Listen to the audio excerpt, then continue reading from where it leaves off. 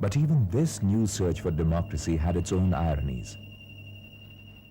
Lodged in various jails, the story of the valley's detained militants represents another aspect of Kashmir, an aspect sandwiched within a raging storm called jihad, and then society's eventual disillusionment with it.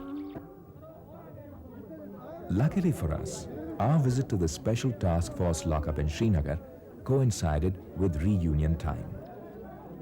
Parents and family members were meeting their children in the prison compound amidst scenes of joy and tears.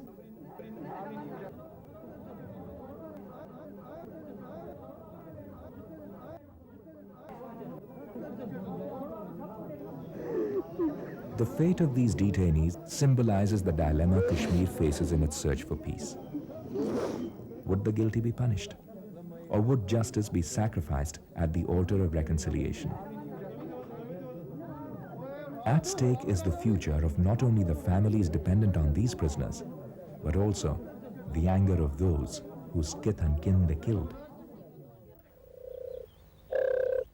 Somehow, the sensitivity with which this crisis is handled could symbolize what fate held in store for Kashmir.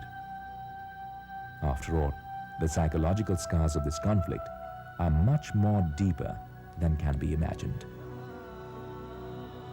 More than 3 lakh Kashmiri Pandits, 20,000 Sikhs, and some 30,000 Muslims live as refugees in their own nation, forced to migrate from their homes at the peak of militancy. Perhaps the severest affected in this exodus have been the Kashmiri Pandits. Homeless since 1989, even today, a majority of this exiled community live in refugee camps across the nation. However, the irony of this situation is that even with the revival of popular rule, the Pandit community seems reluctant to return home. Their reluctance stemming from their apprehensions, uncertainties, and even fear about the ground realities in the valley.